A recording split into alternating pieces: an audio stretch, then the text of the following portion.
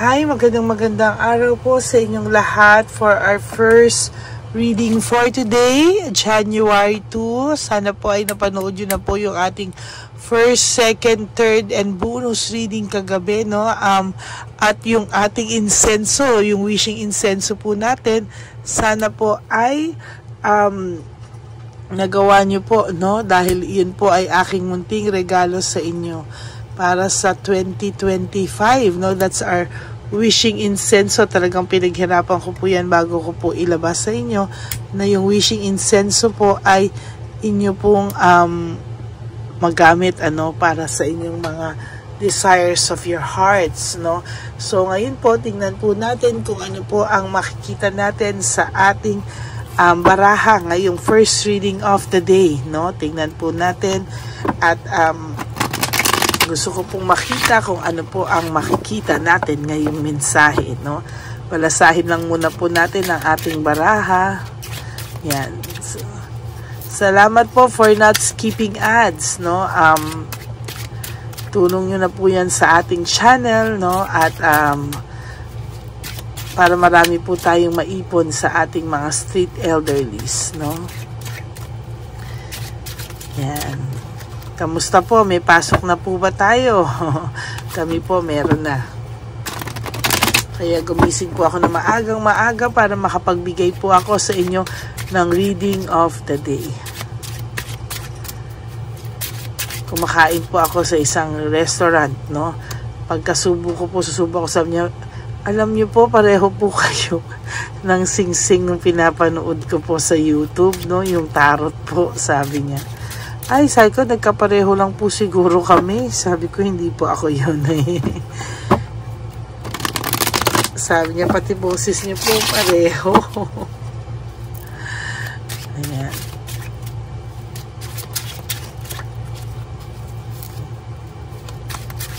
Tingnan po natin. Huwag niyo po skip to, ha? Dito po tayo kumukuha dito po tayo kumukuha ng energy. Kakasabi ko ng no skipping of ads na babanggit ko tuloy. Okay. Pili na po tayo ng 10. 1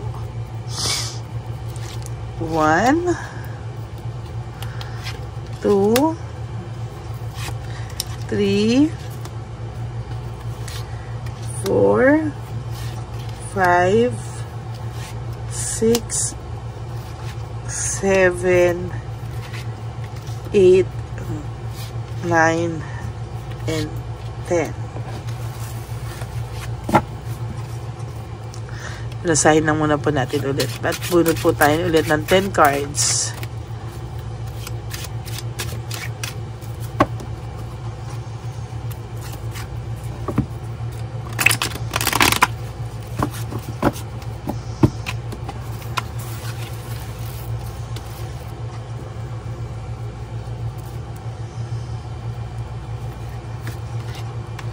One, 2,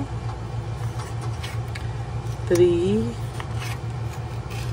4, 5, 6,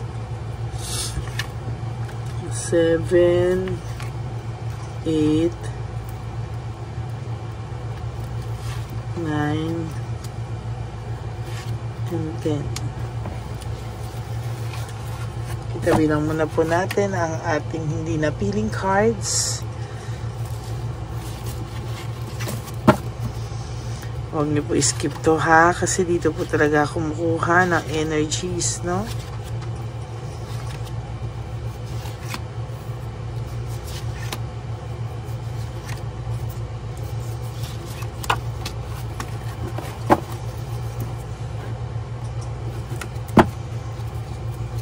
Okay. Nako, for your first card for January 2, it's all about conflict, away, gulo, no? Ng inyong kakompetensya, rivalry, meaning dito po ay may nangyayaring gulo, no? Simula ng taon, simula na naman po ng awayan nilang dalawa. Simula ng taon, simula na naman po ang gulo sa buhay niya, no? Siguro po this holiday, no, yung nangyaring holiday po ay napansin po ng third party na talagang wala po ito sa sarili, malungkot, no? Kaya po nakakaramdam po ito. Tao din po ito, no, na nakakaramdam, no, na hindi po hindi niya po yan dededmahin lamang, no? Talagang nakakaramdam po ito ng matinding selos sa iyo actually. In fact, alam po niya ang dahilanan, no? Yung third party po is all about jealousy, insecurity, no? Kaya nga po sabi ko, simula ng taon, simula na naman ang gulo niya sa buhay, simula na naman ang away niya, simula na naman po ng pagbabangayan sa kanila, no? So sabi ko nga, this 2025 talagang gulo po, no? Alam po ng babae na hindi siya mahal, oh. Alam po ng babae na siya po o lang lalaki, no?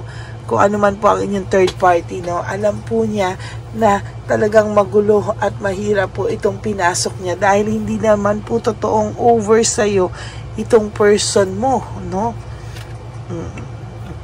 Very dissatisfied po ang babae o ng lalaki, yung third party na lang po. Very dissatisfied po siya sa mga nakikita niya, no? O takbo ng kanilang relasyon. Talaga pong alam niya na may pagsisisi po sa part nitong ating person, ano? Talagang alam niya po na may pagsisisi po siya at talagang hindi po niya sukat akalain na magiging ganito magulo ang samahan nila, no? Simula ng taon,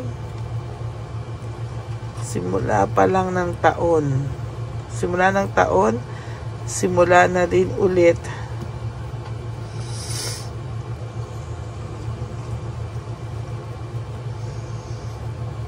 ang magulo niyang buhay.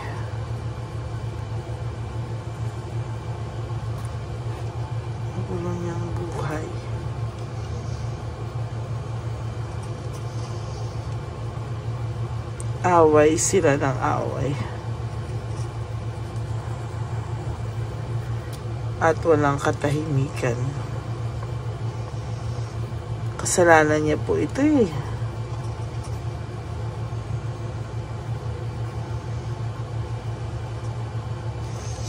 Simula ng taon, simula din ulit ng magulo niyang buhay. Away sila ng away at walang katahimikan. Yan po ang buhay na pinili niya, no, kapalit ng buhay na masaya na alaga mo, no? For some of you po, no, na maybe for some of you, hindi, ang karibal mo ay hindi naman third party, no?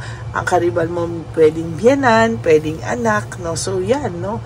Away din po sila ng away sa totoo lang, ano? At wala po siyang motivation ngayon yung person nyo, no, na parang sa kanya, sige, I'm just going with the flow, kung ano na lang, no? Kasi wala naman po siyang magawa. Parang sa kanya, pakiramdam niya, nandyan na yan eh, ano pang magagawa ko? Parang magulo na rin naman yung buhay ko, so what's the point, no? So parang sa kanya, sige na lang, no? Away dito, away dyan, ano? Parang gusto niya pong magpahinga, gusto niya po ipahinga yung kanyang isipan, gusto niya po ipahinga yung kanyang sitwasyon, gusto niya po ipahinga yung kanyang puso.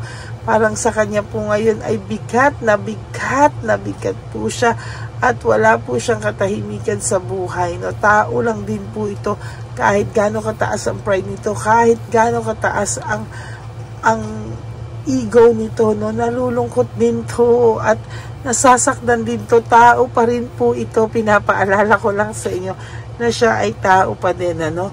Meron po siyang depression na nararamdaman right at this very moment. Ang taong to ay nadidepress, no? Napo-frustrate, nadidepress. Hindi niya po alam bakit ganito po yung emotions niya at talagang galit na galit po siya sa sitwasyon, oh. There is this happy moments na naiisip niya po sa inyo na sinayang niya. Broken relationship, broken family, shattered dreams, lahat po yan sinabi niya at aminado siya na siya po ang sumira, no? Deep inside him, alam niya po na bakit niya daw po ito nagawa sa iyo, no? Bakit daw of all the people, bakit nagawa niya daw po sa iyo ito. There is this panic, no? May pagka-panic po siya, panic attack, no? Talagang sa nakikita ko po dito, ay hirap po siya, no? Hirap na hirap po siya ngayon, oh.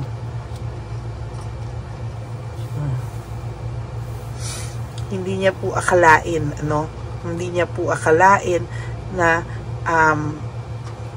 mangyayari ang ganitong klaseng sitwasyon sa buhay niya o ang ganitong klaseng pangyayari sa buhay niya. Akala niya po sa pelikula lang nangyayari yung mga emotions niya ganyan, ano? Pero hindi niya po alam ay nangyayari din daw pala po sa totoong buhay, no? Dahil nararamdaman niya yung pain, ano? Dahil siya ay lumayo, umalis, no? Hindi niya po pinag-isipan yung kanyang pag-alis, paglayo sa buhay mo. Ayan, no? Quick decision, it's just impulsive decisions, no? Hindi pinag-isipan talaga, no? Gusto niya pong lumayo, gusto niya pong magpahinga, pero wala po siyang choice, no? Talagang itong taong to, kahit papano maaawa ka dito dahil tao din naman ito, no? Tao din naman to, pero sa totoo lang kasi kasalanan niya po kasi bakit nagkaganito ganito yung buhay niya. Walang katahimikan, gulong-gulo, no? Away dito, away doon. Parang pikam-pikam-pika na rin po siya sa buhay niya at hindi niya rin po alam kung hanggang kailan niya mararanasan ang mga bagay na to. Namimiss niya po yung inyong home celebration, yung mga pag merong mga okasyon, masaya kayo, maasikaso ka, maayos ka, pero bakit daw ngayon ganito yung buhay niya? Bakit daw ngayon parang nahihirapan siyang tanggapin yung mga bagay-bagay sa buhay niya, no? Talagang ngayon daw ay siya ay burnout, overstress siya sa buhay. Hindi niya po maintindihan bakit daw ganyan ang kanyang pakiramdam, no? Lahat ng gawin niya parang may pagsaksak sa likod, may balik sa kanya. Binalikan po siya, no, doon sa pain na binigay niya sa iyo, whether sinasadya niya man ito o hindi. Binalikan po siya dahil sobra pong pain ang nabigay niya sa iyo. As a matter of fact, hindi niya po kaya, no, hindi niya po kaya talaga na danasin yung mga ganyan pa. And siya po ang gumawa niya. This is self-victimization, no? Siya po ang gumawa ng hindi maganda sa sarili niya. And now, ayan po, oh, there is this loss and separation, no? Judgment in reverse, no? Naiisip niya ngayon yung loss and separation, yung impact po sa'yo ng loss and separation, no? The Hermit, nag-iisip po siya ngayon, nagre-reflect po siya sa buhay niya, no? Kung ano raw po ba ang magandang gawin, paano raw po ba siya sa mga susunod na araw sa buhay niya. Ngayon pa lang po niya naiintindihan yung bigat po ng pain na binigay niya sa iyo. Kasi tatapatin kita for so long, hindi niya po alam, no, na meron siyang nagawa sa iyong kasalanan. He or she is denying that to himself or herself, no? Talagang hindi niya po inaamin na siya po ay may kasalanan, no? At ayan, no, kung hindi pa po bumagsak ang lahat-lahat sa buhay niya, naging disaster ang buhay niya, sunod-sunod na kamalasan, hindi niya pa po marirealize na talagang kasalanan niya kung bakit, no? Kaya ngayon po siya po ay pilit na bumabangon, pero hindi po siya makabangon-bangon dahil kung sino po ang kasama nito ngayon, kahit po sabihin mo pa na ang third party nyo is yung galit ng biyenan, galit ng anak, silosang biyenan, no, lahat po yan, ano, ay talagang kasama po yan sa pagbagsak niya, no? Talagang, talaga namang may iba, no, the third party talaga, no? Sabi ko po sa inyo, hindi yan papalagpasin ng tadhana. May balik at may balik po yan sa relasyon nila. Talagang ina-isolate niya po, no, for some of you na may mutual friends, mutual nakakilala, pinapakita po nila na they are okay, no? Gusto po nilang makarating sa iyo na sila ay maayos at hindi po sila apektado ng mga bagay-bagay, but the truth is, apektado po talaga sila, no? Meron din po itong nararamdamang financial struggles, no? At talagang sabi ko po, ang taong ito talaga ay nakakaramdam na ngayon ng physical drain, no? Nade-drain po siya, draining po ang mga nangyayari sa kanya. And ayan po, emotionally, he or she is not okay. This is mixed emotions, no? Naghahalo po yung kanyang pakiramdam. Hindi niya po alam kung ano daw po ba talaga ang kanyang gagawin, no? So yan po ang inyong first reading of the day, no? Simula pa lang ng taon, simula na rin ng gulo, ng away at walang katahimikang buhay. Well, siya po ang gumawa niyan sa sarili niya, kaya aanihin po talaga niya yan for 2025. Kaya nakakatakot kasi simula pa lang ng taon, simula na ng pagka-aborido niya, ng pagkamainit ang ulo. Kaya po yan ay medyo talagang mahihirapan po siyang itama, no?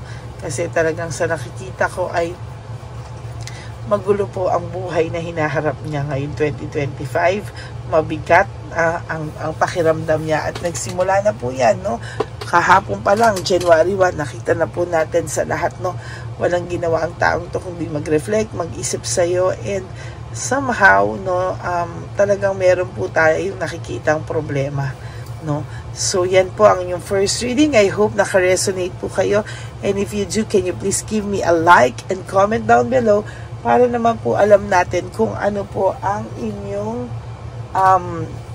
mararamdaman o nararamdaman dito, no? Maraming salamat po sa inyong lahat. And for those of you who would like to have a private reading with me, you can message me po at Lady Lee Elena. That's Ladyly Elena. Nasa dulo po yan na ating video. Diyan nyo lang po ako makokontak. That's my only official and legit FB account. Ayan. Maraming salamat po sa inyong lahat. And nilabas ko rin po dyan ang fake account ng Lady Elena, no? Yan po yung i-report natin sa Messenger, no? Para po hindi kayo malinlang ng ating fake na Lady Elena because ang hihingi po siya ng dollars. Payment is through PayPal account. And may sinisend po siya na link na sinasabi niya kung gusto niyo ako makita o makausap, ay buksan lamang ang link na yan. Wag niyo pong bubuksan dahil po kayo ay mahahack. Yung buong laman po ng telepono niyo ay mahahack. Okay? Maraming salamat po sa inyong lahat. And sa aking mga ever loyal, solid, and faithful na Lady Elena family, I love you all from the bottom of my heart. Really po, no? And salamat po for not skipping ads. Alam niyo po, tulong niyo na po yan sa ating channel dahil marami po tayong gustong matulungan, ano? And for those of you rin po who would like to give me a super thanks for this video, I would really appreciate that from the bottom of my heart. Lalo na po tayo po ay nagsisimula na mag-ipon sa One Love a Day natin for summer, no? Kaya excited po kami dyan, no, na magbigay sa ating mga less fortunate lolos and lolas sa kalye. Okay? And ang lagi ko pong paalala sa inyo, huwag nyo kakalimutan, is to live one day at a time. Do 3 things that will make you happy for today. Prioritize yourself. Always remember that yung 3 bagay na makakapagpasaya sa inyo, hindi po lahat yun ay pang material, ha.